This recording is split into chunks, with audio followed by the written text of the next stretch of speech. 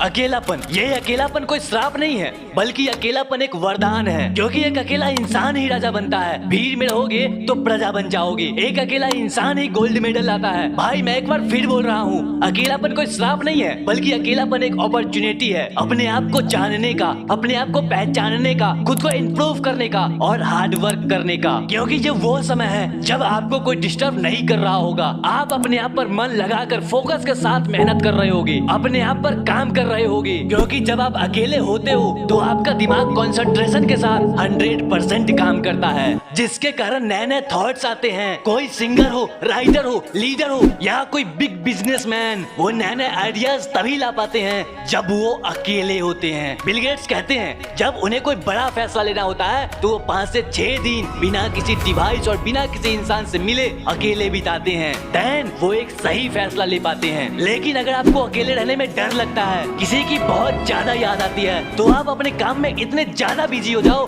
कि किसी की याद ही ना आए। क्योंकि जब प्रॉब्लम्स पर ध्यान दोगे तो गोल्स की याद नहीं आएगी, और जब गोल्स पर ध्यान दोगे तो प्रॉब्लम की याद नहीं आएगी। और ऐसा करने के लिए अपने अकेलेपन को एकांत में बदलना होगा। वैसे ये अकेलापन वर्ड कोई निगेटिव वर्ड नहीं है, बल्कि ये दुनिया की सबसे पावरफुल वर्ड है। क्योंकि इसी वर्ड अकेलापन के कारण कुछ लोग जीत की सफर पर सबसे आगे निकल जाते हैं। हमारे इस दुनिया में नए नए इन्वेंशन हो पाते हैं। इसका सीधा उदाहरण न्यूटन है। जब वो अकेले सेब के पेड़ के नीचे थे तो उन पर एक सेब गिरा। देन वो सोचने लगे, why did the Apple fall down and not go up, और फिर अकेले ही ग्रेविटी के 3 नियम लिख डाले।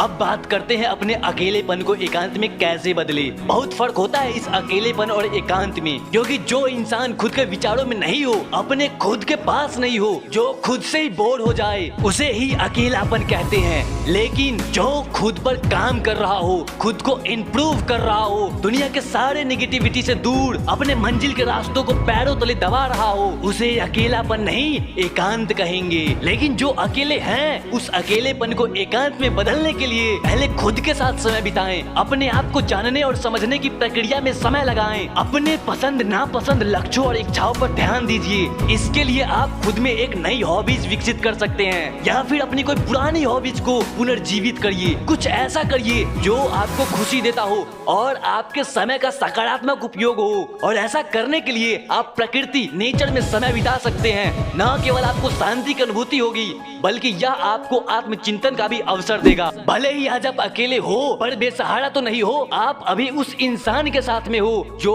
60 से 70 साल अभी आपके साथ में रहने वाला है। यानी कि आप वो खुद हो। कौन बोलता है आप अकेले हो? आपके साथ आपकी जिम्मेदारी है। कौन बोलता है आप अकेले हो? आपके साथ आपके सपने हैं, आपका जुनून है, आपके साथ आपका बुलंद हौसला है, और इसी इच्छा जजा बुलंद हौसले के साथ आपकी रचती हुई अपनी एक कहानी है। अरे जब अकेले ही आकाश में सूर्य करोड़ों वर्षों से चमक रहा है, अकेले ही दशरथ मांझी ने पहाड़ का सीना चीर रास्ता बना दिया, तो आप अकेले क्या कुछ नहीं कर सकते हो? एक अकेला टायर हजारों किलोमीटर तक तय नहीं कर सकता, लेकिन एक अकेला इंसान बहुत आगे जा सकता है। आपको किसी काम को शुरू करने के लिए किसी की जरूरत नहीं है, आप अकेले ही काफी हो। अगर पाना है मंजिल तो अपने रहनुमा खुद बनो। वो अक्सर भटक जाते हैं जिन्हें सहारा मिल जाता है।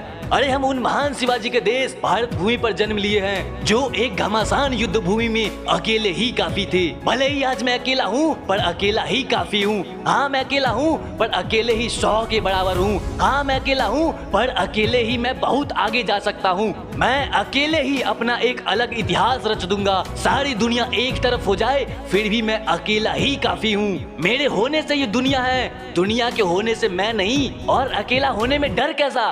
क्योंकि शमशान, शिखर और सिंहासन पर इंसान अकेला ही होता है। जीत की सफर को सब्सक्राइब करना या ना करना ये आपकी मर्जी है, पर अपने अकेलेपन को सबसे बड़ा हथियार बनाना आपकी प्रथम जिम्मेदारी है।